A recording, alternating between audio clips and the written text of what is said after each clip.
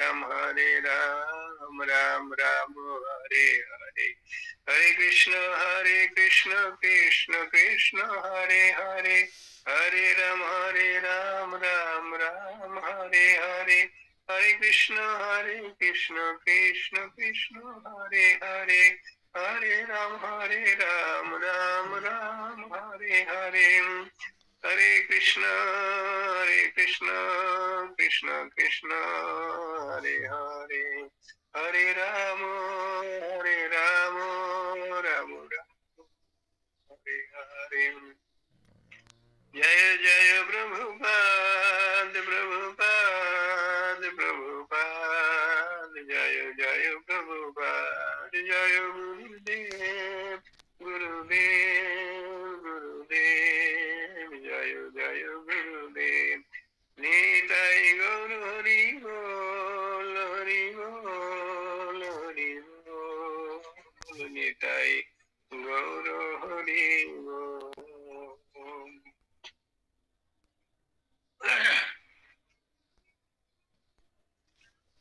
Om Agganatimirandhasya Gyananjanashalakaya Chakshurmilitam Yena Tasmai Shri Gurave Namah. Shri Chaitanya Manobhishtam Istapitam Jena Bhutale Swayam Rupa Kadamayam Dadati Sapadantikam. Bande aham Sri Guru Sri Juta Pada Kamalam Sri Gurun Vaishnavangsha Sri Rupam Shagrajatam Shagana Raghunatan Nitam Tam Sajivam Sadhuitam Savadutam Parijan Saitam Krishna Chaitanya Devan Sri Radha Krishna Padan Shagana Lalita Sri Vishaka Nitangisham Namo Vishnupadaya Krishna Prishtaya Bhutale Srimate Bhakti Vedanta Shamini Pinamine Namaste Saraswata Deve Gauravani Pracharine Nirvishesha Sunnavadi Pashtattva Sutarine Vancha Kalpatarubhasya Kripa Sindhubho Eva Cha Patitanang Pavanebho Vaishnavebho Namo Namo Vrindai Tulsi Devoi Priyai Kesavasya Cha Vishnu Bhakti Prade Devi Sattvatai Namo Namo Nityananda Namostubham Premananda Pradayini Kalau Kalmashona Shaya Jannavapataye Namo Namo Mahavadannaya Krishna Prem Pradayate Krishnaya Krishna Chaitanya Namne Gurati Namo Jai Sri Krishna Chaitanya Prabhu Nityananda Sri Advaita Gadadhar Srivasadi Sri Gaur Bhakta Hare Krishna, Krishna Krishna, Hare Hare, Hare Rama, Rama Rama, Hare Hare. Panchatattvaatmakam Krishna Bhakta Rupa Sarvakam Bhakta Avatarang Bhaktakham Namami Bhakta Shaktikam Nilachalo Nivasaya Nittaye Paramatmane Balabhadra Subhadabham Jagannathaya Te Namo. He Krishna Karuna Sindhu Dinabandhu Jagatpate Gopesha Gopika Kanto Radha Kanto Namostute Tapta Kanchana Gaurangi Radhe Vrindavaneshwari Vrishabhanu Shute Devi Pranamami Harite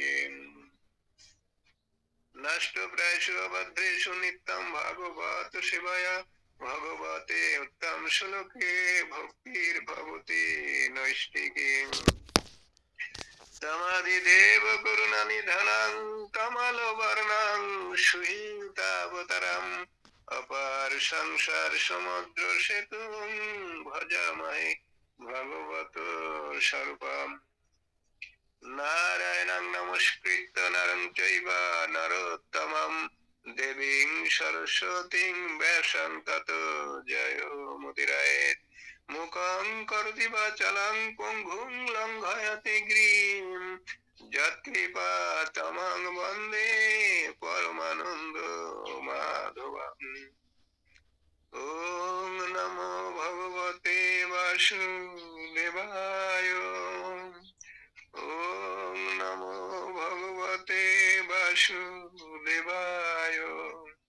ॐ नमो भगवते वासुदेवाय हरि ओम तत्सत्।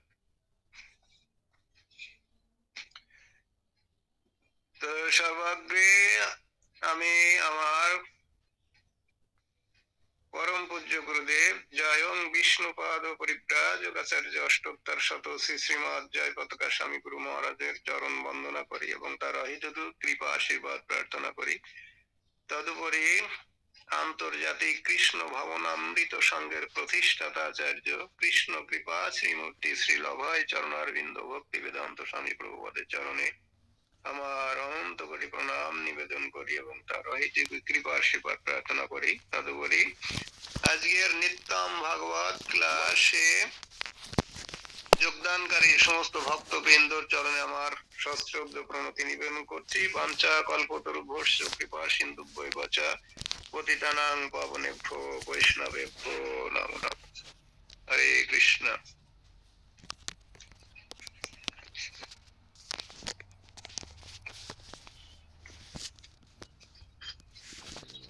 সুধী সজ্জন,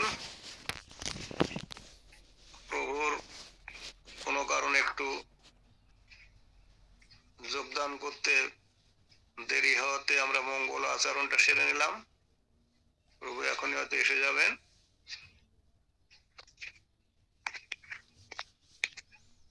তার মধ্যে আমরা কিছু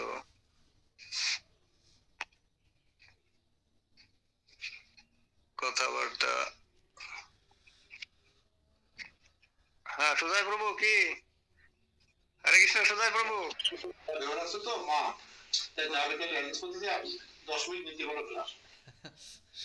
ওই অচিন্ত প্রভুর মা দেহ রাখছে তো সেজন্য প্রভুরা যাবে সবাই, তাই একটু সব গুছাচ্ছে তো আপনি 10 মিনিট নেন ক্লাস।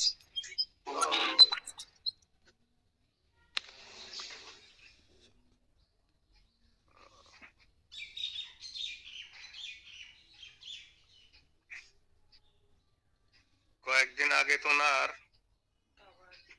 বাবা দেহ রাখলেন। কয় মাস হয়েছে? 4-5 মাস আগে। 4-5 মাস আগে ওনার আমরা গিয়েছিলাম ওনার বাড়িতে, সেই ইসে বেনাপোলের কাছে আর কি।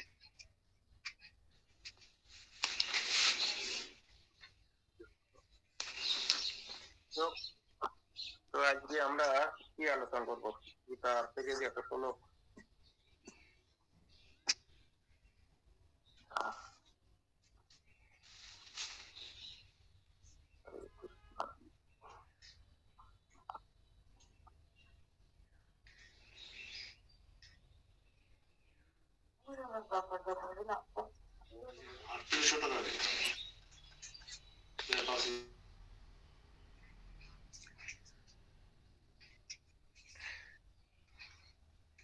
হরে কৃষ্ণ।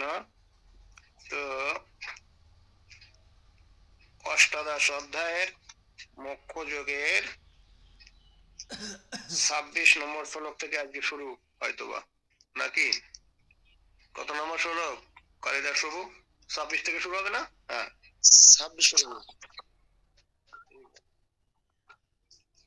26 নম্বর শ্লোকে আমি কি বলছি,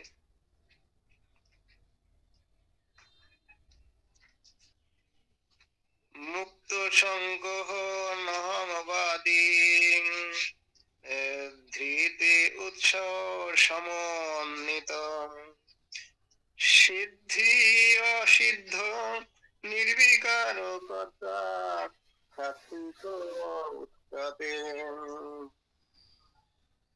গীতার গান। মুক্ত সঙ্গ অনহংকার ধৃতি উৎসাহ পূর্ণ নির্বিকার সিদ্ধা সিদ্ধি সাত্বিক। অনুবাদ: থেকে মুক্ত, অহংকার শূন্য, ধৃতি ও উৎসাহ সমন্বিত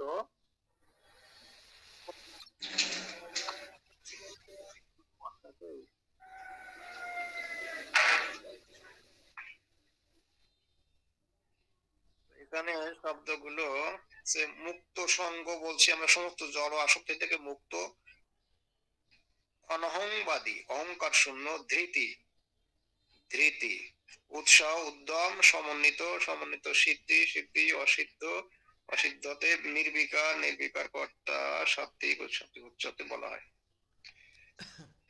আচ্ছা, তাহলে অনুবাদে আসছি। সমস্ত জড় আসক্তি থেকে মুক্ত, অহংকার শূন্য, ধৃতি ও উৎসাহ সমন্বিত এবং সিদ্ধি ও অসিদ্ধিতে নির্বিকার, এরূপ কর্তাকে সাত্বিক বলা হয়। একই রকম ধারায় সবকিছু আসছে। কর্তা, আমাদের জ্ঞান, বিবেচনা সবকিছু আমাদের তিনটে গুণে থাকে, কোনোটা কোনো গুণে থাকে, অবস্থান করে। সেইগুলোর আলোচনা পরপর হয়ে আসছে। তাৎপর্যতে প্রভুপাদ বলছেন, কৃষ্ণ ভাবনাময় ভগবত ভক্ত সর্বদাই প্রকৃতির জড় গুণগুলির অতীত। কৃষ্ণ ভাবনাময় ভগবত ভক্ত সর্বদাই প্রকৃতির জড় গুণগুলির অতীত। বহুতবার আমরা এটা পেয়ে আসছি পূর্বের যে সমস্ত শ্লোক এবং সে তাৎপর্যে। তারপরে ন্যস্ত হয়েছে যে সমস্ত কর্ম, সেগুলির ফলের আকাঙ্ক্ষা তিনি করেন না, কারণ তিনি গর্ব অহংকারের ঊর্ধ্বে বিরাজ করেন। তবুও সেই কাজটি সুষ্ঠুভাবে সম্পন্ন না হওয়া পর্যন্ত তিনি সর্বদাই উৎসাহ নিয়ে কাজ করে চলেন। কে করেন?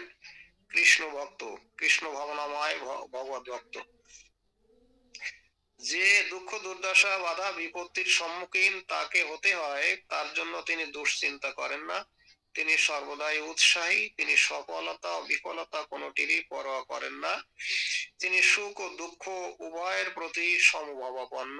এই ধরনের কর্তা সত্যগুণে অধিষ্ঠিত হয়ে থাকেন।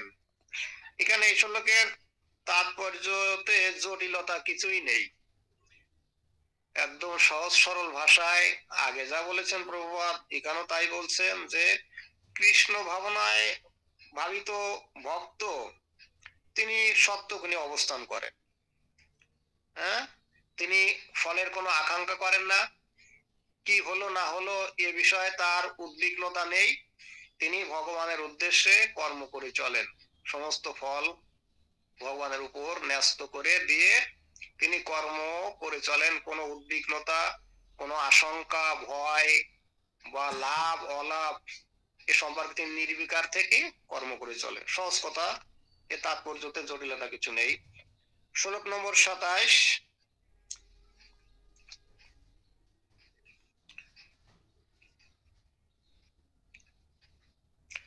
রাগী কর্মফল প্রেষণুলুব্ধ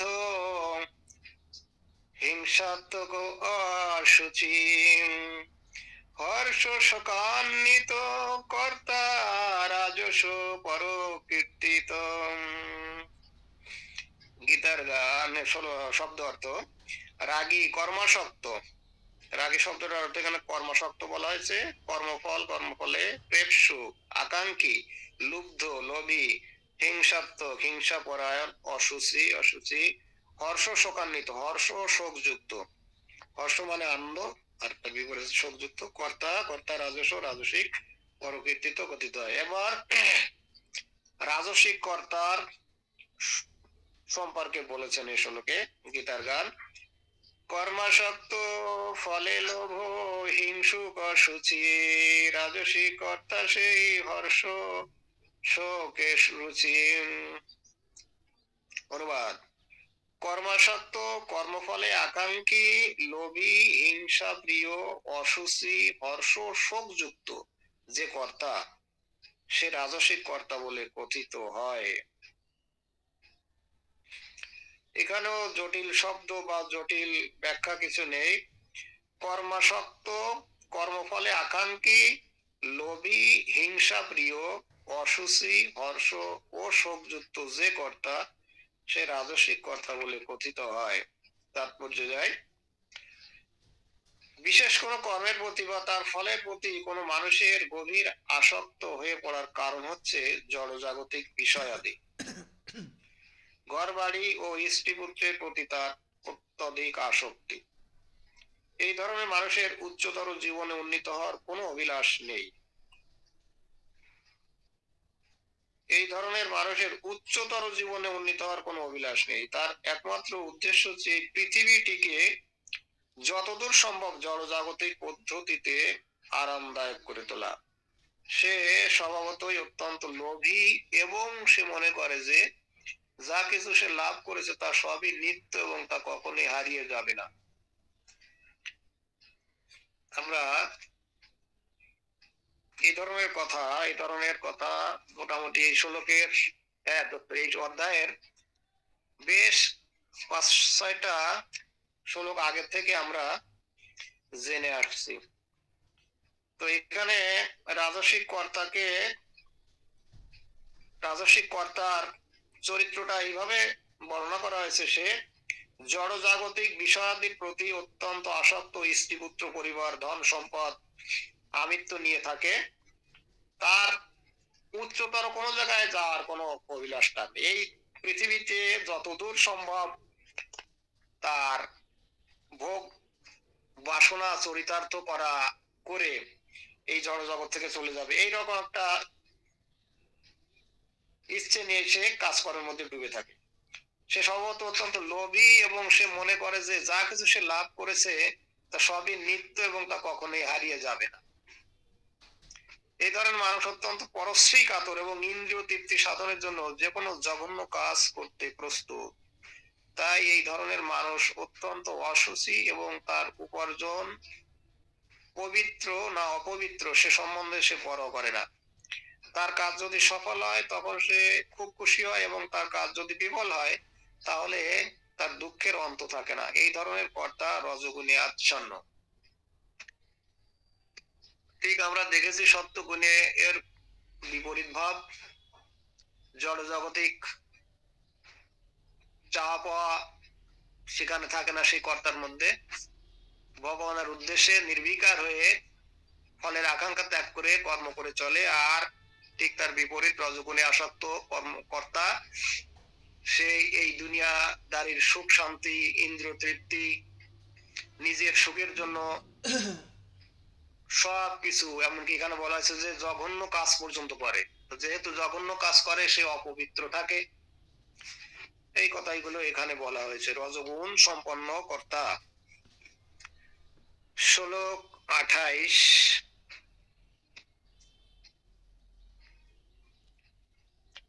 অযুক্ত প্রাকৃত স্তব্ধ শট নৈষ্কৃতি অলস বিষাদি দীর্ঘ সূত্রী চ কর্তা তামস উচ্চতে। গীতার গান। অযুক্ত কথাটার শব্দ এখানে আছে অনুচিত কার্যপ্রিয়, যে কাজটা করা উচিত না, এই ধরনের কাজ। অযুক্ত প্রাকৃত স্তব্ধ নৈষ্কৃতি অলস দীর্ঘ সূত্রী বিষাদি বা কর্তা সে তামস। অনুচিত কার্যপ্রিয় মানে যে কাজটা করা উচিত না সেই কাজটায় তার আগ্রহ বেশি, সেটাকে বলে অনুচিত কার্য প্রিয়। জড় চেষ্টা যুক্ত, অনম্র, স্ফট, অন্যের অবমাননাকারী, অলস, বিষদযুক্ত ও দীর্ঘসূত্রী যে কর্তা তাকে তামসিক কর্তা বলা হয়। তাহলে কতগুলো বাংলা এখানে সাজানো হয়েছে তামস কর্তার বেলায়। সেটা হচ্ছে অনুচিত কার্যপ্রিয়, জড়চেষ্টা যুক্ত, যে কাজ শুধুমাত্র জড় সুখ ভোগের সেই কাজ নিয়েই ব্যস্ত থাকবে তামস কর্তা। অনম্র, তার মধ্যে নম্রতার অভাব থাকবে। শর্ট, মানুষকে ঠকানোর প্রবণতা থাকবে তার মধ্যে। ফাঁকি ঝুঁকি দিয়ে কিভাবে নিজের স্বার্থ সিদ্ধি করা যায়, আমার সব আমার হয়, কোন জিনিসটা পাইলে আমার লাভ হবে, আমার সমস্ত ইন্দ্রিয় তৃপ্তি পরিপূর্ণ করা যাবে, এই সমস্ত নিয়ে থাকে যে কর্তা। অন্যের অবমাননাকারী, আর একজনকে কি বলে, আর একজনের নিন্দা বন্ধ করে, তাকে অবমাননাকারী হচ্ছে তাকে মান দেয় না, তাকে মান দেয় না, নিজের মানটাকে বড় করে দেখে। অলস, বিষদযুক্ত, সে আমরা সাত্ত্বিক গুণের কর্তাকে দেখেছি আনন্দের মধ্যে থাকে, কাজ করে চলে আনন্দের মধ্যে থাকে। এখানে সে বিষদযুক্ত থাকে, এত কিছু করে, সব পার জন্য করে, যদি একটু কমতি ঘাটতি হয় বিষদযুক্ত হয়ে পড়ে। বিষদ মানে আনন্দহীনতা, নিরানন্দময়, দুঃখ কষ্ট। ও দীর্ঘসূত্রী যে কর্তা, দীর্ঘসূত্রী, অনেক বিষাদ, লম্বা পরিকল্পনা, তাকে তামসিক কর্তা বলা হয়। শাস্ত্রীয় অনুশাসন অনুসারে আমরা জানতে পারি কি ধরনের কর্ম করা উচিত এবং কি ধরনের কর্ম করা উচিত নয়। যারা এই সমস্ত অনুশাসন মানে না তারা অনুচিত কর্মে প্রবৃত্ত হয়। এই ধরনের মানুষেরা সাধারণত বিষয়ী হয়। আচ্ছা, তো এই তিনটে সেন্টেন্সে কি বলা হলো,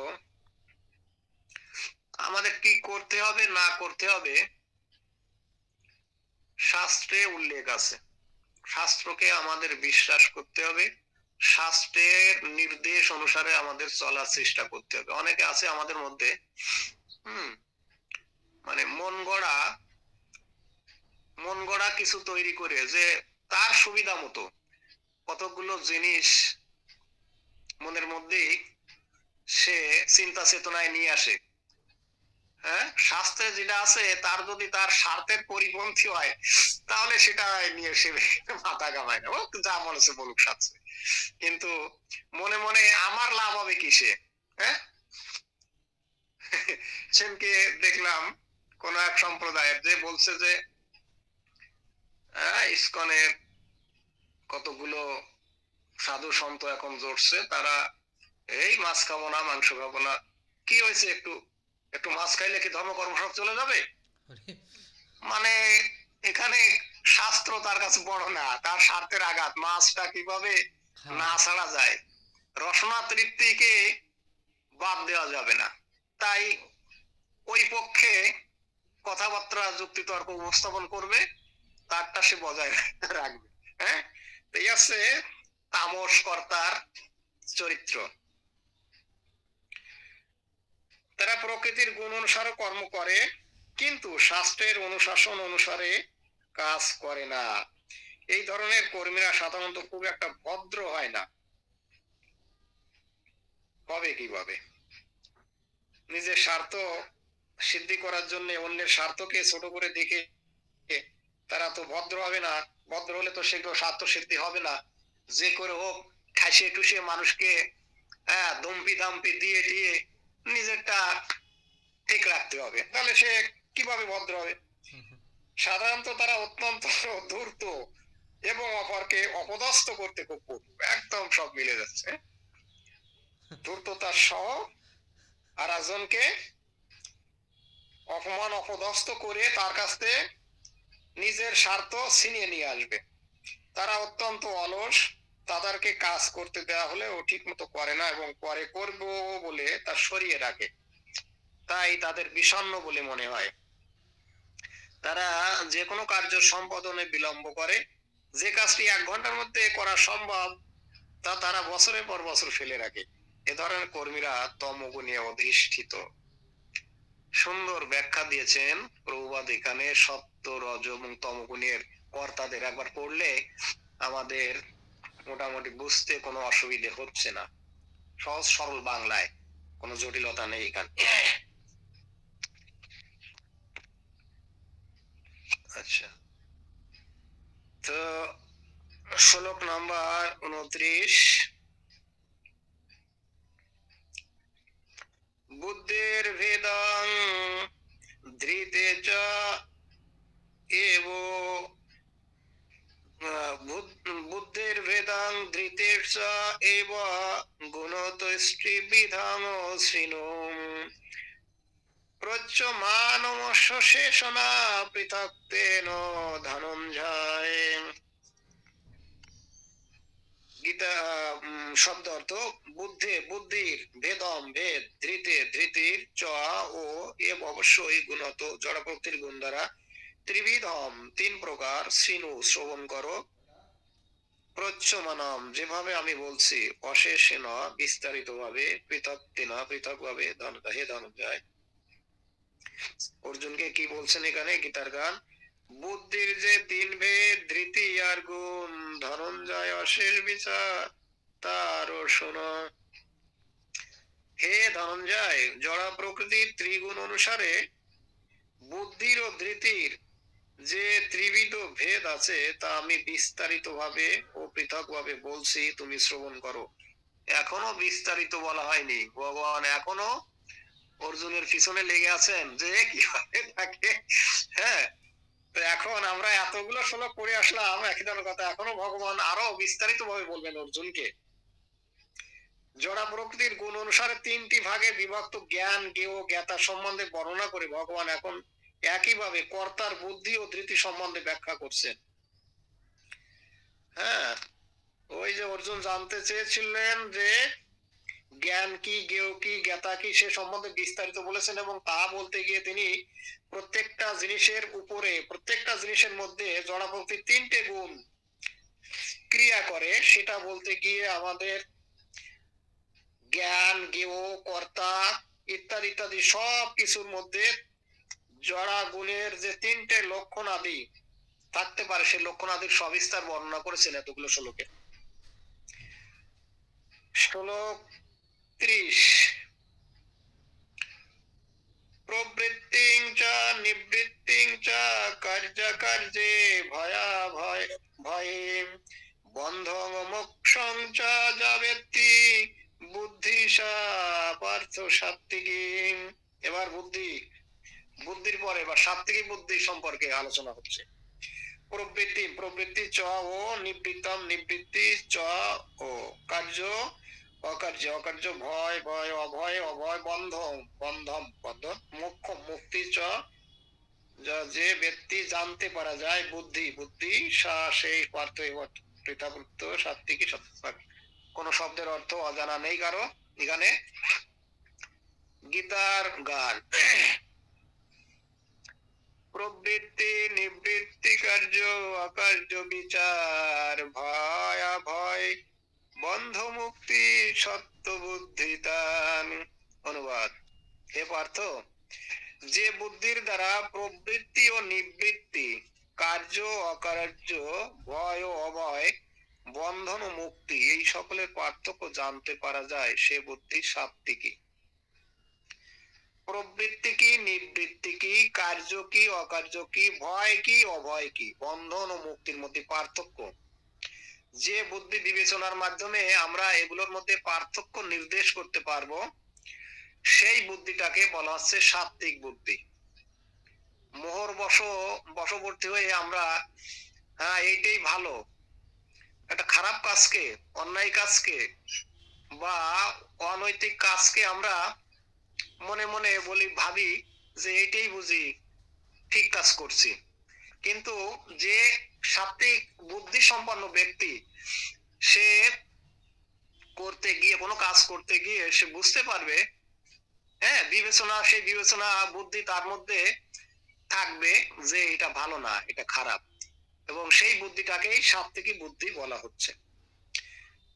কর্ম যখন শাস্ত্র নির্দেশ অনুসারে অনুষ্ঠিত হয় তখন তাকে বলা হয় প্রবৃত্তি বা করণীয় কর্ম, এবং যে কর্ম করার নির্দেশ শাস্ত্রে দেওয়া হয় তা করা অনুচিত। তাহলে প্রবৃত্তি কাকে বলা হলো? যখন শাস্ত্র নির্দেশ অনুসারে অনুষ্ঠিত হয় তখন তাকে বলা হয় প্রবৃত্তি বা করণীয় কর্ম। আমি কলেজের পক্ষে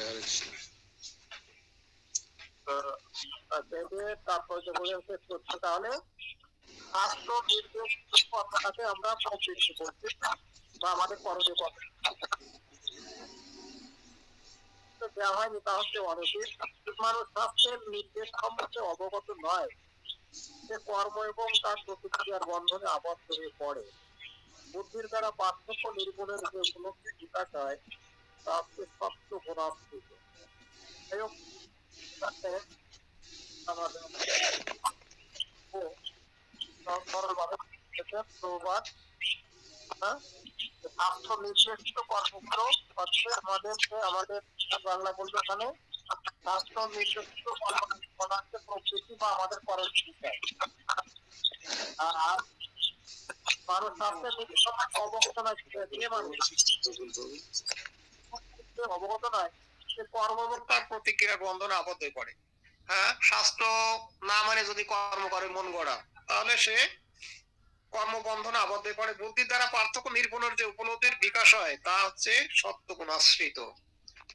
আচ্ছা, আগেই বলা হয়েছে, সেন্টেন্সটার অর্থ আগেই বলা হয়েছে। তো হরে কৃষ্ণ, প্রভু এসে গেছেন। এখন প্রভুর শ্রীমুখ থেকে আমরা কিছুটা আলোচনা শুনবো। 5টা শ্লোক অবশ্য পড়ে ফেলছি। এখন এর মধ্যে প্রভু হয়তো আবার আমাদের একটু শোনাবেন আর অন্যান্য আলোচনা যাবেন। হরে কৃষ্ণ।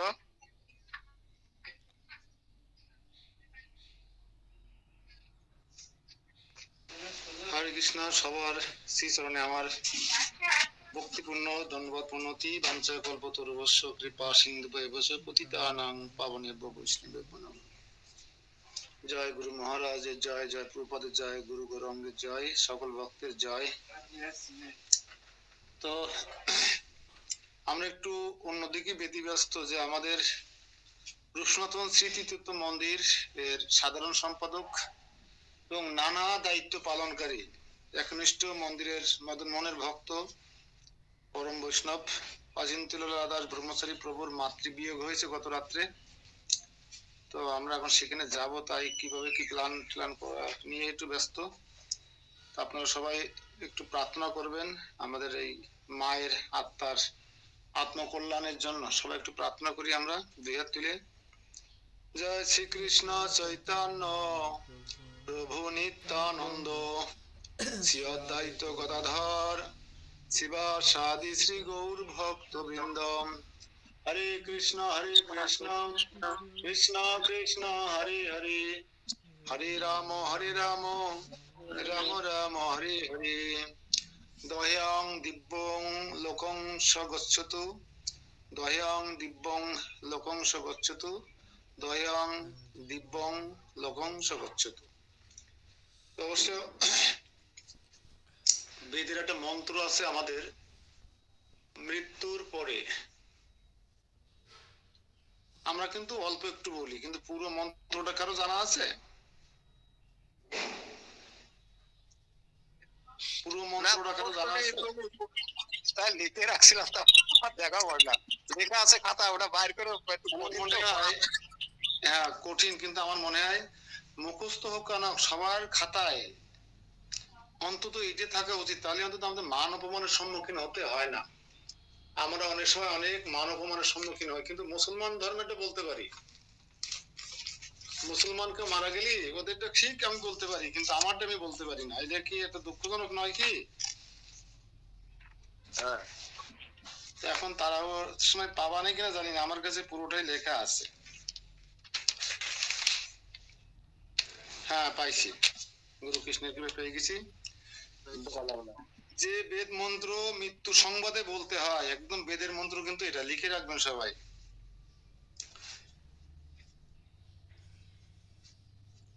বলবো আমি আমার স্পিকার অন করি।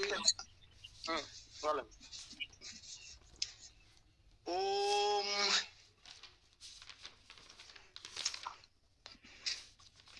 কৃতবা কয়রি তয় বয় আকার, অং কৃতবা তু, আলাদা করে তু লিখবেন। ওম কৃতবা তু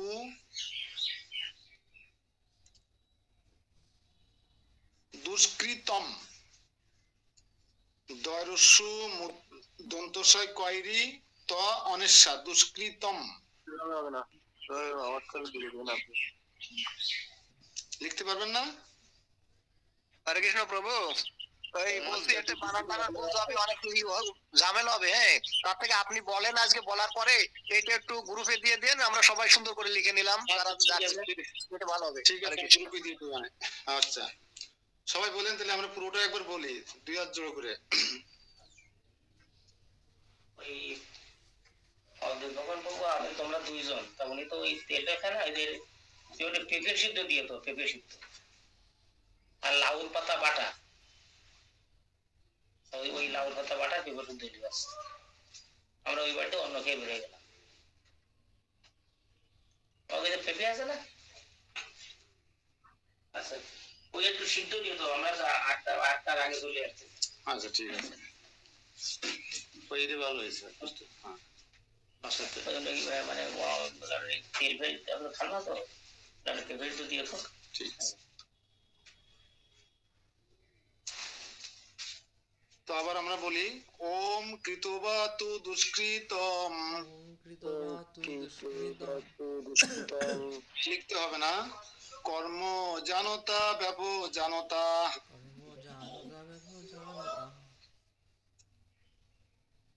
মৃত্যু কাল বসং প্রাপ্য।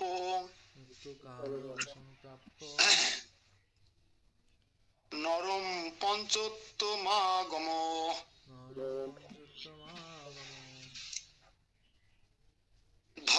ধর্ম সমাযুক্তম। লোভ মোহ সমাবৃতম। দহেয়ম সর্বগাত্রাণি। দিব্যাম লোকং সগচ্ছতু। আমরা একটু বলি শুধু, কিন্তু পুরো শ্লোকটার কথা বলো, দেখেছেন 4 লাইনের শ্লোক। হ্যাঁ, এটা আমাদের মনে হয় প্রত্যেক সনাতনীর কিছু মুখস্থ না থাকুক, অন্তত এইটি মুখস্থ থাকা উচিত, জন্মেরটা আর মৃত্যুরটা। অনেকে প্রশ্ন করে আমাদের হেয় প্রতিপন্ন করে, অথচ দেখেন আমরা ভিন্ন ধর্মেরটা কিন্তু সবাই জানি, ইন্নে ইল্লাহি ওয়া ইন্না ইলাইহি রাজিউন, সবাই জানি, কিন্তু আমার বাবার ধর্মেরটা আমি জানি না। এটা খুব দুঃখজনক আসলে। এর জন্য আমরা পদে পদে ছোট হচ্ছি, আমাদের ছেলেরা মেয়েরা কৌশলগত কারণে তারা নানাভাবে অপমানিত হচ্ছে, নিজের ধর্মটা কুসংস্কার বলে চালিয়ে দিচ্ছে, অন্য ধর্মের লোকেরা তাই বুঝে নিয়ে তারা ধর্মান্তরিত হয়ে চলে যাচ্ছে। অনুবাদটা একটু বলি, দেখুন সবাই বলবেন, তিনি জেনে বা না জেনে অনেক দুষ্কর্ম করে থাকতে পারেন, কারণ আমরা তো জানি না, করে থাকতে পারেন। কাল বশে মানুষ মৃত্যুবরণ করে থাকে, কালের চক্রে। এই দেহ ধর্ম অধর্ম লোভ, হ্যাঁ, এই দেহ ধর্ম অধর্ম লোভ মোহ প্রভৃতির দ্বারা আচ্ছাদিত ছিল। হে অগ্নিদেব, আপনি তার সকল দেহ দগ্ধ করে দিব্য লোকে নিয়ে যান। তো দেখুন, দিব্যলোক বলতে কি সর্বদিক বোঝায়? দিব্যলোক বলতে আপনি আরো অধিক হতে পারে। সুন্দর না বিষয়টা, প্রার্থনাটা? এটা হচ্ছে ক্রিয়াকাণ্ড, মানে বেদের ক্রিয়াকাণ্ডে এটা আছে, ক্রিয়াকাণ্ডে। এক সাইডটা না, এই সাইডটা, হ্যাঁ সাইডটা না।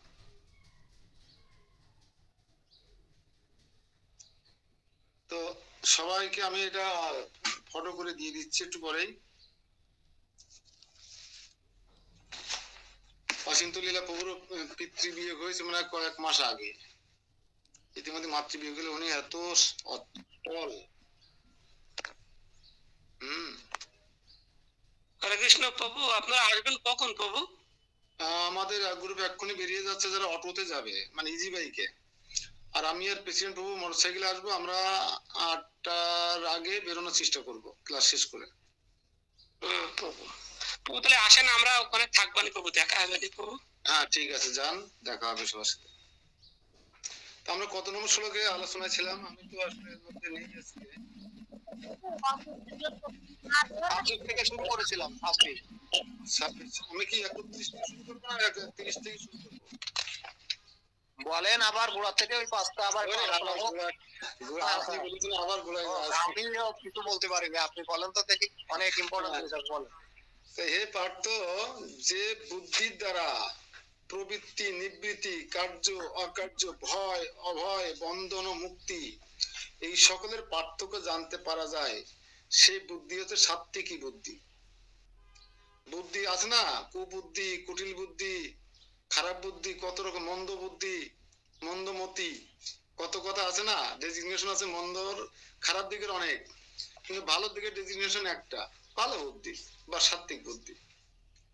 তা আমাদের এই নিবৃত্তি প্রবৃত্তি আমরা অনেকেই বুঝি না, সত্যি কথা স্বীকার করলে মানে আমার অসুবিধা নাই।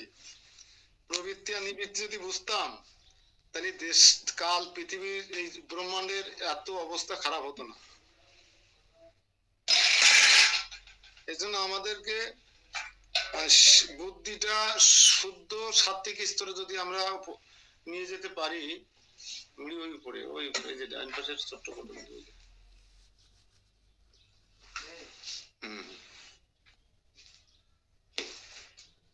বুদ্ধিটা যদি সাত্ত্বিক বুদ্ধি থাকে, ভালো বুদ্ধি থাকে, সৎ বুদ্ধি থাকে, তাহলে আমরা ভালো মন্দ কোনটা করা উচিত, কোনটা করা উচিত নয়, ভয় এবং বন্ধন কোনটা করলে বন্ধনের কারণ হবো, কোনটা করলে মুক্তির কারণ হবো, আমরা এগুলো নির্ণয় করে সঙ্গে সঙ্গে ডিসিশন নিতে পারবো, সিদ্ধান্ত নিতে পারবো।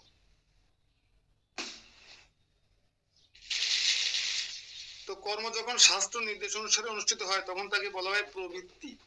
এখন লিখতে পারেন, নতুন ভক্তরা আছেন তো এই জন্য আমার যেতে হয়, প্রবৃত্তি ও নিবৃত্তি কাকে বলে, একটা নোট নেন।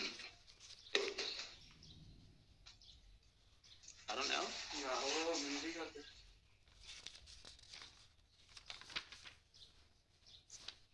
প্রবৃত্তি ও নিবৃত্তি কাকে বলে? আমার একটা পারলে আর একটা পেরে যাব। উত্তর, প্রবৃত্তি লিখে একটা হাইপেন দেন, কোলন ড্যাশ দেন, যেভাবে দেন না কেন। প্রবৃত্তি কর্ম যখন শাস্ত্র নির্দেশ অনুসারে অনুষ্ঠিত হয়,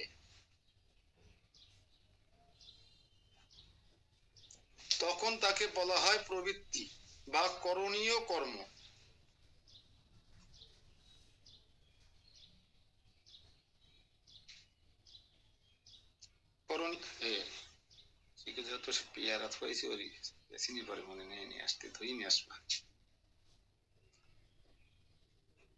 এবং এবার নিচে লেখেন নিবৃত্তি।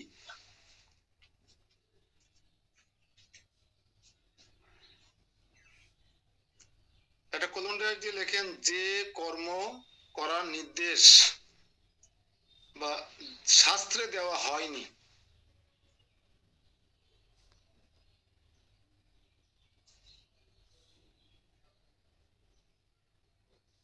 এইরকম মন গড়া শাস্ত্র বহির্ভূত কর্মকে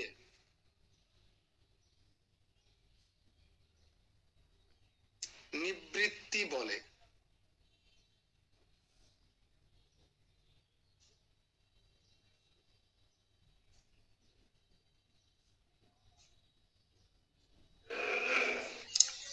এই প্রবৃত্তি নিবৃত্তি সম্পর্কে আমাদের কনসার্ন থাকা উচিত, আমাদের ধারণা থাকা উচিত, এবং এই ধারণাটা সমাজে ছড়িয়ে দেওয়া উচিত।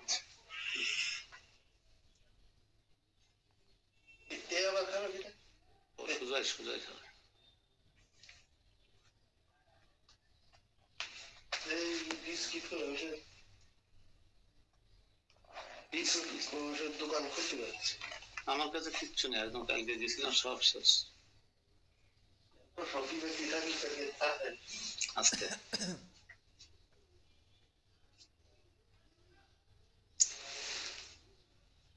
যে কর্ম এবং তার প্রতিক্রিয়ার বন্ধনে আবদ্ধ করে পড়ে সেই কর্মই হচ্ছে নিবৃত্তি।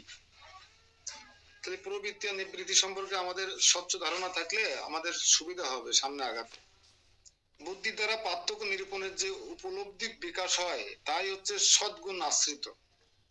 এই বুদ্ধি দিয়ে, বুদ্ধি কাজে লাগিয়ে আমরা ভালো, যেটা ভালো সেটাকে গ্রহণ করব, যেটা ভক্তির অনুকূল সেটাকে গ্রহণ করব, যেটা ভক্তির প্রতিকূল সেটাকে বর্জন করব।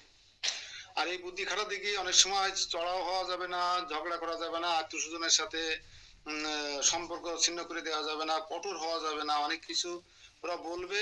দেখবেন আপনি নতুন প্রসাদ বুঝি হন না, মামা শ্বশুর বাড়িতে বোনের বাড়িতে কান্নার রোল পড়ে যাবে। এই যে কেশবপুরে আলতাবল নামক একটা জায়গা আছে, সেখানে একটা পরিবার আমার সাথে থেকে প্রসাদ বুঝি হয়ে গেছিল। কারণ যখন মেয়ে জামাই শুনেছে, মেয়ে সন্তান মরে গেলে যেমন কান্না করে না, এরকম কান্না করছে মোবাইলে। এখন আমরা কি করে তোমার বাড়িতে যাব, কি করে তোমার বাড়িতে উঠবো, কি খাবো তোমার বাড়িতে, তুমি কি করে পারলে এটা করতে। সেই মেয়ের কান্না কাটি আবদারে মাতাজি 2 মাস 2.5 মাস প্রসাদ পাওয়ার পরও সেই প্রসাদ ছেড়ে দিতে বাধ্য হয়েছে। এরকম অনেক একে বলে আছে খেতে যখন শস্য চারা গজায় বীজ থেকে, তখন ক্ষেতটাকে যদি আপনি বেড়া না দেন, তো এই সমস্ত ছাগল গরু, হাঁস মুরগি, গরু ছাগল এসে ক্ষেত খেয়ে যায়। এই আত্মীয় স্বজনদেরকে খেয়ে যাওয়া ছাগল গরু, হাঁস মুরগি, গরু ছাগলের সঙ্গে তুলনা করা হয়। আর বেড়া দিতে হবে কাদের দিয়ে? সাধুদের দ্বারা বেড়া দিতে হবে, সাধু সঙ্গরূপ বেড়া। ওই মেয়ে যখন কান্না করছে, সঙ্গে সঙ্গে যদি আমাকে ফোন দিত, তাহলে ওনার ওই মায়াটা আমি ছুড়ে দিতে পারতাম। কিন্তু আমাকে ফোন না দিয়ে মেয়ের কান্নার সাথে মাও কান্না করেছে, দুজনের কান্না কেটে, ঠিক আছে বাবা, তাহলে তোদের কষ্ট দিয়ে তোর ভক্ত হওয়া যাবে না, ঠিক আছে, তোরা যা চাইস তাই হবে। এই এক শ্রেণীর আছে, কিন্তু আবার দেখা যায় এমন কঠোর ভক্তি জীবনে এসে, ঠিক আছে আসতে হবে না, তোমরা তোমাদের মতো থাকো, তোমরা অভক্ত মানুষ অভক্তের মতো থাকো, আমরা ভক্ত মানুষ আমাদের মতো থাকতে দাও। না তোমাদের বাড়ি ছেড়ে যাবো না, আমরা এখন ভক্ত হয়ে গেছি, সম্ভব না, যে ওই মাস্টার দেখা সম্ভব না, এরকম করা যাবে না। সঙ্গে সঙ্গে ওরে বাবা 2 দিনে বৈরাগী ভাতের অন্ন খাওয়া ধরেছে নাকি, এই ভক্তদের অবস্থা। না এসবগুলো করা যাবে না। না আমি পুজোর মিটিং এ যেতে পারবো না, কিংবা আমি পুজোয় কিছু দিতে পারবো না, আমরা এখন ভক্ত হয়ে গেছি, দেব দেবতার পুজো আমরা মানি না, করি না, এইসব বলা যাবে না। বুদ্ধি খাটাতে হবে এসব জায়গায়। এই বুদ্ধি খাটানোটাকেই ভক্তির অনুকূলের জন্য আসে, সেই বুদ্ধিটা কাজে লাগাতে হবে। লাঠিও ভাঙবে না, সাপও মরবে না। না সাপ মরবে, লাঠি ভাঙবে না, কোনটা হয়? সাপ তো মারতেই হবে, কিন্তু লাঠি ভাঙবে না। আপনি বাড়ি দিলেন, সাপের গায়ে ইটি লাগিয়ে সাপ তল্লি বেড়ে গেল, লাঠিখান ভেঙে গেল, সাপ আপনাকে কিন্তু ছাড়বে না। সাপ এমন একটা খল প্রজাতির জীব, ও আপনাকে ছাড়বে না, আপনি যতই দুধ কলা দিয়ে পোষেন না কেন। আসলে সাপে কি দুধ কলা খায় জানেন কেউ? দুধ কলা তো দেন গাছতলায়, বেলতলায়, পাকলা তলায়, বটতলায়, অনেক কলা, দামি কলা সব দেন। আপনারা কেউ দেখেছেন যে সাপে এসে কলা খেয়ে যাচ্ছে, দুধ খেয়ে যাচ্ছে? দুধ খাই কিনা জানি না, কিন্তু কলা খাওয়ার কথা তো আমি শুনিনি কোনোদিন। সাপের সামনে একটা ব্যাং দেন, টপ করে খেয়ে নেবে, একটা মাছ দেন, টপ করে খেয়ে নেবে, দুধ দেন খেয়ে নেবে, কিন্তু কলা খায় কখন সাপ আমি জানি না। খায় নাকি? উদয় চৈতন্য বাবু বল।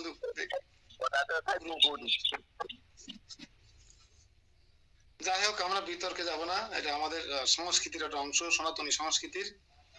তো আমি যেটা বলতে চাইছি সেটা হচ্ছে এই যে আমরা বুদ্ধিটা ভালো সাইডে কাজে লাগিয়ে ভক্তির অনুকূলে যেটা, সেই সাইডে বুদ্ধিটা কাজে লাগাবো। কেউ উপরে উঠতে চাইলে, কেউ ভালো ভক্ত চাইলে তার টেনে নামানোর জন্য যে বুদ্ধি, সে বুদ্ধির জন্য আমরা কেউ কাজে না লাগাই। কিন্তু সনাতন ধর্মের মানুষের এত কি বলবো, জটিল কুঠিল চেতনার মানুষ। আপনি যদি গ্রামে ভক্ত হইতে যান না, এমন ভাবে আপনাকে ডাবানোর চেষ্টা করবে, টানিয়ে নামানোর চেষ্টা করবে, আপনাকে আর উপরে উঠতে হবে না। এই জন্য বাংলাদেশের কাঁকড়ার বস্তার মুখ বান্ধা লাগে না, সারা পৃথিবীতে কাঁকড়া যায়, ইউরোপে আমেরিকায়।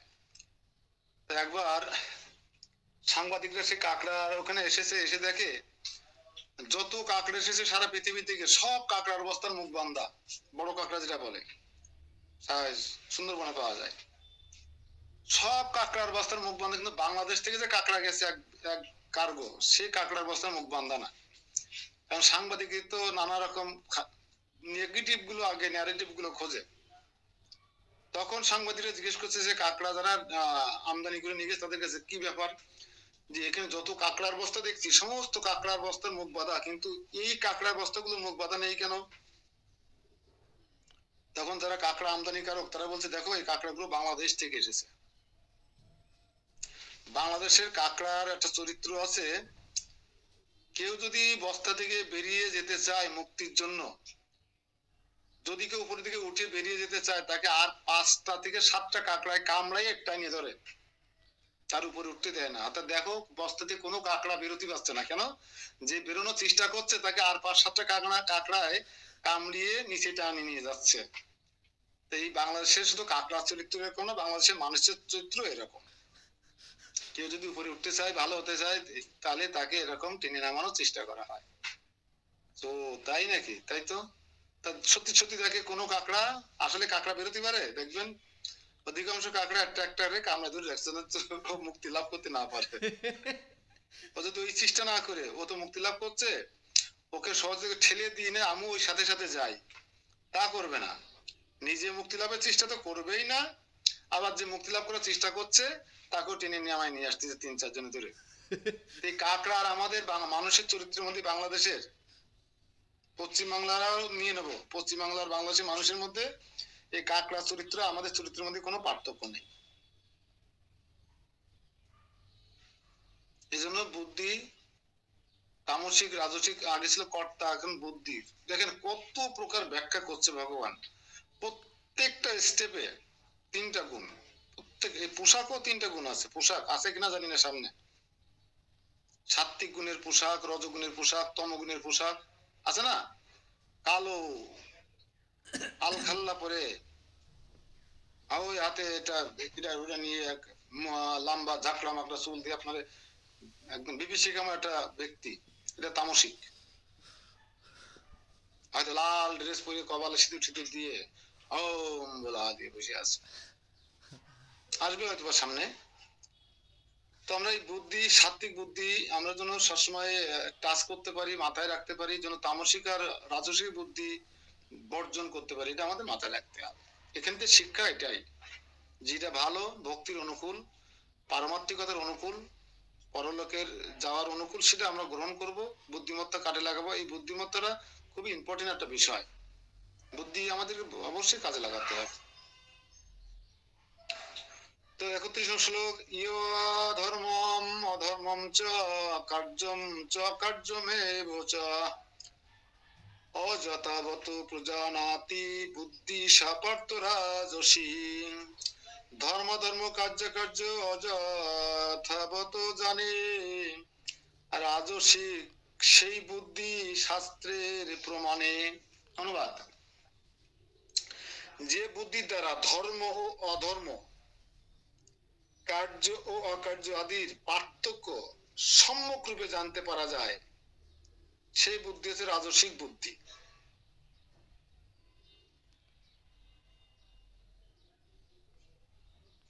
সে বুঝতে পারবে, আমরা যেমন রজগুণে থাকলে বুঝতে পারি যে জীবনটা মহাপাপ, মিথ্যা বলা মহাপাপ। গাড়ি তুলছে আমি আর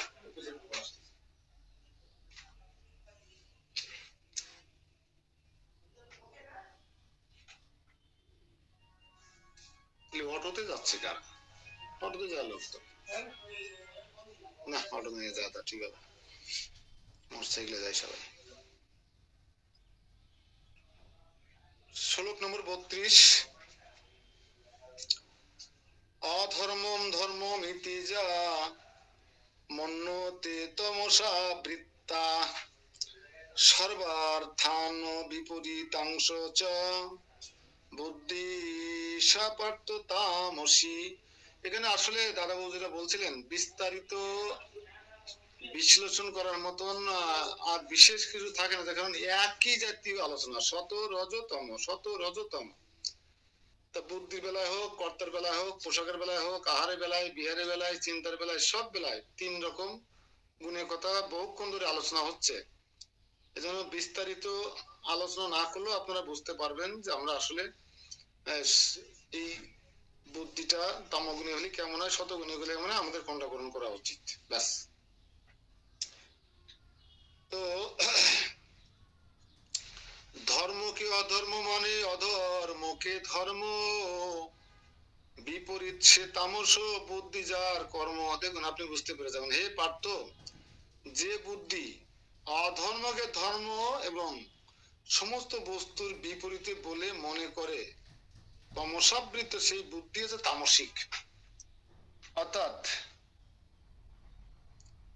তীরনাথের মেলায় বা কোন কালী পুজোয় বা দুর্গা পুজোয় দেখবেন এখন যে আমাদের সনাতনীদের যে ধর্মের মতি বা সংস্কৃতি যেখানে গিয়ে দাঁড়িয়েছে, এখন ডিমোশন তো অবশ্যই হয়েছে। হ্যাঁ,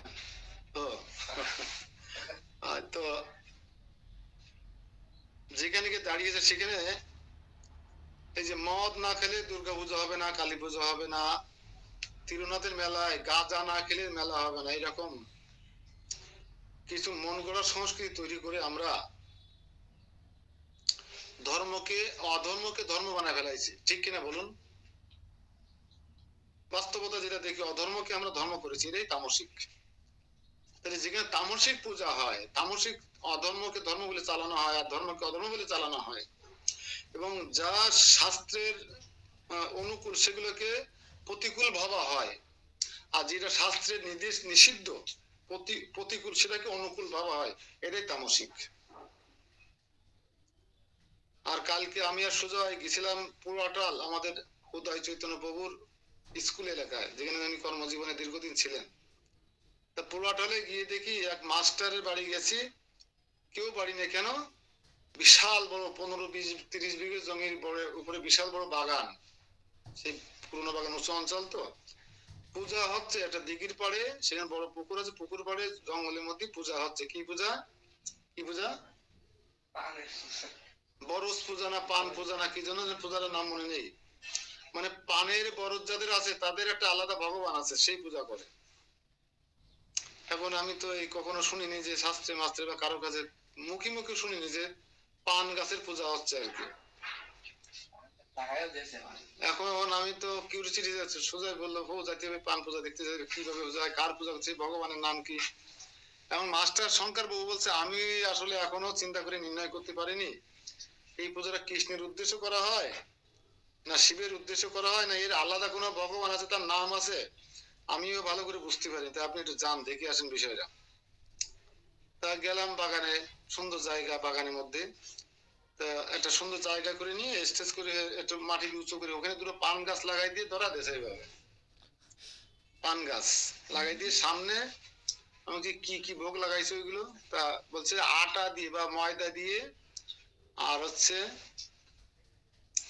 ময়দার সাথে মিশ্রি আর দুধ দিয়ে চরু রান্না করেছে, ময়দার আর তো আটা বুটা যাকে বলে এক কথা, চিন্নির মতো না, আর কি দেশে জানি না, ঢেকে রাখছে মালসা দিয়ে, আর ওই দোকানে কলা পাতা সামনে দিয়ে রাখছে, আর কয়েকজন বুড়ো লোক বসে তারা হরে কৃষ্ণ মহামন্ত্র কীর্তন করছে। তা বোঝা গেল যে পানের দেবতা কে হতে পারে বলেন আপনারা একজন, এই বরজের দেবতা কে হতে পারে?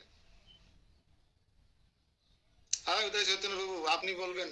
প্রভু আপনি দীর্ঘদিন পুজো টুজো করে আইছেন, বরজ পুজো, বলেন এই বরজের দেবতাকে, পানের দেবতাকে, বারোইদের পুজো নাকি এটা? এই আবার আর একটা আলাদা হয়ে গেল না বারোইরা আমাদের থেকে? এই বারোই পূজা কি বলেন আমরা শুনি একটু আপনার কাছ থেকে।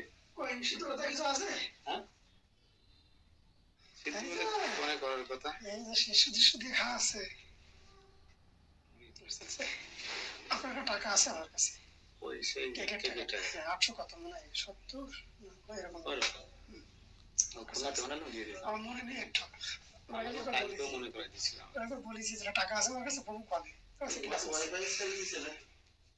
হ্যাঁ হ্যাঁ রূপ রূপ রূপ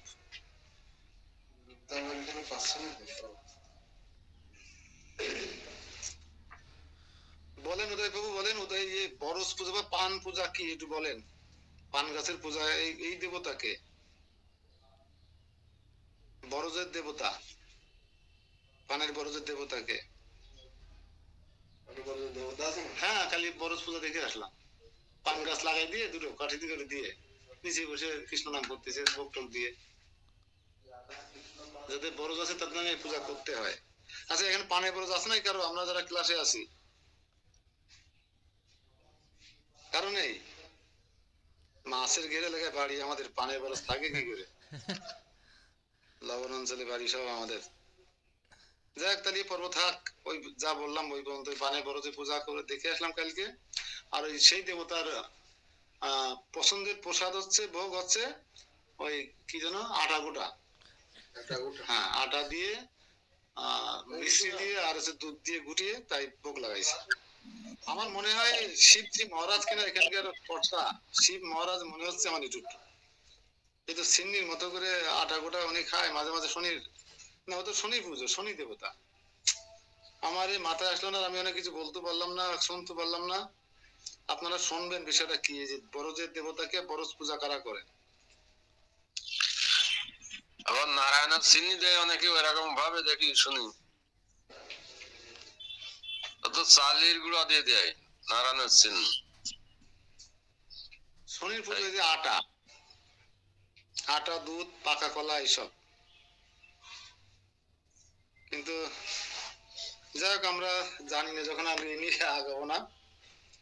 এই তামসিক হচ্ছে যা শাস্ত্রের পক্ষে তারা সেটা বিপক্ষ মনে করে, আর যেটা শাস্ত্রের নিষিদ্ধ সেটাকে তারা অনুমোদিত মনে করে। তারা যে তামসিক চেতনা সম্পন্ন, বুদ্ধি সম্পন্ন। তা তমগুণ আশ্রিত বুদ্ধিবৃত্তি অধর্মকে ধর্ম না, তমগুণ আশ্রিত বুদ্ধিবৃত্তি সবসময় যেভাবে কাজ করা উচিত তার বিপরীতটাই করে। আপনার বুঝে গেছেন ইতিমধ্যে আমি কি বলতে চাচ্ছি। সেগুলি আসলে ধর্ম নয়, সেগুলিকে তারা ধর্ম বলে মেনে নেয় আর প্রকৃত ধর্মকে বর্জন করে। তামসিক লোকেরা মহাত্মাকে মনে করে সাধারণ মানুষ, আর সাধারণ মানুষকে মহাত্মা বলে মেনে নেয়। সকল কাজেই তারা কেবল ভুল পথটি গ্রহণ করে, তাই তাদের বুদ্ধি হচ্ছে তমগুণ সম্পন্ন বুদ্ধি। দেখুন, আমার মাধ্যমে একজন ব্যক্তি মহাখালী না, ফার্ম গেটে একজন ভক্ত, ঢাকাতে যখন চাকরি করতাম, আমার মাধ্যমে ভক্তি জীবন এসেছিল পুরো পরিবার। তো উনি চাকদায় জমি কিনেছেন, চাকদা, নদিয়ার চাকদা অনেকে চেনেন, চাকদার প্রতি যেতে হয় আমাদের মায়াপুর। চাকদায় জমি কিনেছেন ব্রাহ্মণের মাধ্যমে, ব্রাহ্মণ ছিল দালাল, তার বাড়ির পাশে একটা জমি কিনেছেন 10 কাঠা, কিনে বাউন্ডারি দিতে গেলে ওই সময় ছিল দুর্গা পূজা। তো দেখে উনি যেহেতু ব্রাহ্মণের সাথে ভালো সম্পর্ক হয়েছে, জমির দালাল সম্পর্ক হবে না একটা, আর ইনি সাধু মানুষ, মানে উনি বাড়িতে ওই পাড়ায় দুর্গা পূজা হচ্ছে। তা সে ব্রাহ্মণ বলতে চলেন দুর্গা পূজায় যাই আমাদের এখানে। উনি গেছেন, যাই দেখে বিশাল বড় টেবিলে কি সাজানো আছে বোতলে, সবাই মা দুর্গাকে প্রণাম করতেছে, আর ওখানে আসলে এক এক গ্লাস ঢেলে দিচ্ছে আর খাচ্ছে। আর যারা ব্রাহ্মণ পুরোহিত্য করছেন তারা পেট ভরে খেয়ে নিয়ে দুর্গা পূজায় বসেছেন। এখন ইনি বলছে কি এটা, মদ পুজোয়। তখন ব্রাহ্মণ প্রভু এদিকে আসেন, এই কি সাজানো আছে, মদ। আচ্ছা, ব্রাহ্মণরা কি খাচ্ছে, মদ, পুজো করবে না? হ্যাঁ, আমাদের নিয়মে আছে ব্রাহ্মণদের, পুজো যারা করবে তাদেরকে পেট পুরে মদ খেয়ে গিয়ে পুজোয় বসতে হবে। আর যত ভক্ত মাকে দর্শন করতে আসবে সবাইকে কারণ সুধা এই মায়ের প্রসাদ দিতে হবে। এই সব মদ মাকে নিবেদন করা, এটা প্রসাদ। যে আসবে তাকে এক গ্লাস আমরা এই প্রসাদ দেব, খিচুড়িও না, লুচিও না, মিষ্টিও না, শশা বাতাসাও না, এক এক গ্লাস। আবার দেখা যাচ্ছে সেখানে লোকের ভিড় বেশি, ওই পুজোতে এত ভিড় লোকের কেন? ওখানে এমন একটা জিনিস প্রসাদ হিসেবে দেওয়া হয় যেটা শাস্ত্রে কোথাও উল্লেখ নাই, শাস্ত্র নিষিদ্ধ, নেশা। কলিযুগের 4টি জিনিস নিষিদ্ধ, দ্বিতীয়টা হচ্ছে নেশা। তাহলে দেখুন এই তমগুণের বুদ্ধি ব্রাহ্মণদের কিভাবে আসলো? যেটা শাস্ত্রে নিষিদ্ধ, কলিযুগে মহাপ্রভু নিষেধ করে গেছেন, সেইটা দিয়ে তারা মায়ের দুর্গা পূজা করছেন, মাকে ভোগ লাগাচ্ছেন। এই রয়েছে তমগুণের বুদ্ধি। যেটা অধর্ম সেটাকে এই ব্রাহ্মণেরা ধর্ম বলে চালিয়ে দিচ্ছে। তাহলে আমরা সাধারণ মানুষ, ক্ষত্র বৈশ্য শূদ্ররা কি করব? ব্রাহ্মণদের অনুসরণ করব কি করব না? আর দুর্বুদ্ধি বা কুবুদ্ধি আসবে কি আসবে না? অবশ্যই আসবে। এই জন্য এই যে ধর্মের নামে আমরা মন গড়া যা কিছু খামখেয়ালিপনা যা কিছু করছি গায়ের জোরে নিজের স্বার্থ চরিতার্থ করবার জন্য, সমস্ত শাস্ত্রের বিধিনিষেধ অমান্য করে যেটাকে ধর্ম বলে চালিয়ে দেওয়ার চেষ্টা করছি, সেটাই হচ্ছে তমগুণের বুদ্ধি, তমসা বৃত্ত বা তমগুণের বুদ্ধি দ্বারা পরিচালিত হচ্ছে। আর এই দলের লোক সংখ্যা সবচেয়ে বেশি। তো ঠিক আছে, আমরা এখন বেরোবো। আপনাদের